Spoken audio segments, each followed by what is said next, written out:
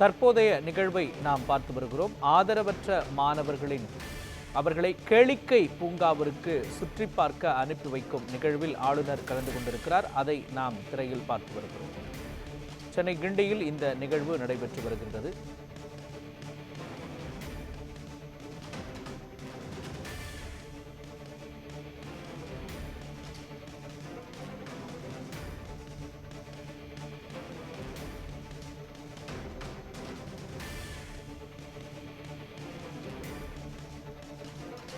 ஐந்தாயிரம் மாணவர்களை கேளிக்கை பூங்காவை சுற்றி பார்க்க அனுப்பி வைக்கும் நிகழ்வில் ஆளுநர் கலந்து கொண்டிருக்கிறார்.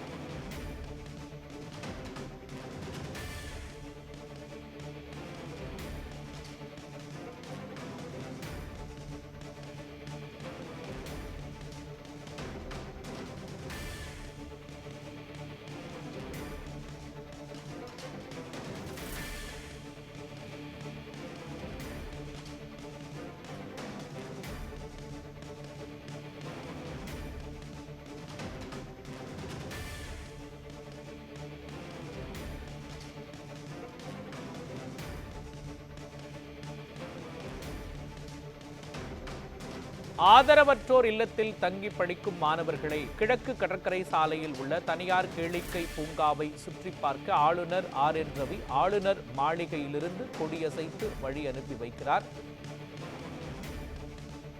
இது குறித்த கூடுதல் விவரங்களை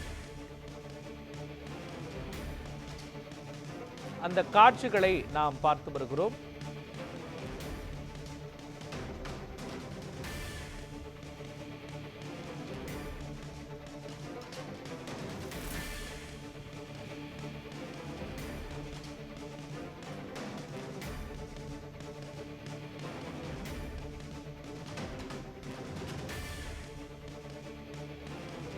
சென்னை கிண்டியில் உள்ள ஆளுநர் மாளிகையில் இந்த நிகழ்வு நடைபெற்று வருகின்றது. ஆதரவற்ற மாணவர்களை கேளிக்கை பூங்காவை சுற்றி பார்க்க அனுப்பி வைக்கும் நிகழ்வு கொடியசைத்து ஆளுநர் தொடங்கி வைக்க இருக்கிறார். தற்பொழுது ஆளுநர் உரையாற்றி வருகிறார். விரிவான விவரங்களை வழங்குவதற்காக நமது செய்தியாளர் சாமுவேல் எபினேசர் இணைந்திருக்கிறார். சாமுவேல் எபினேசர், இந்த நிகழ்வு குறித்து சொல்லுங்கள்.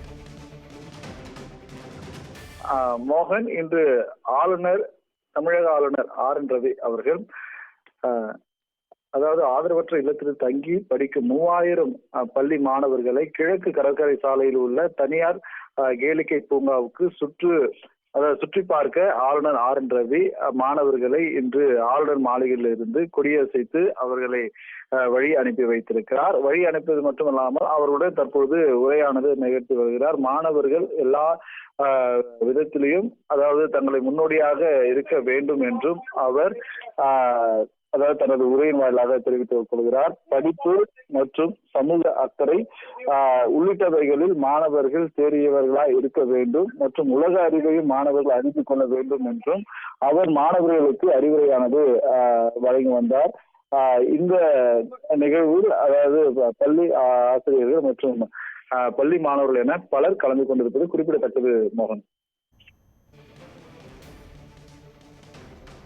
விவரங்களையும் காட்சிகளையும் வழங்கியதற்காக நன்றி சாமுவேல் எபினேசர்.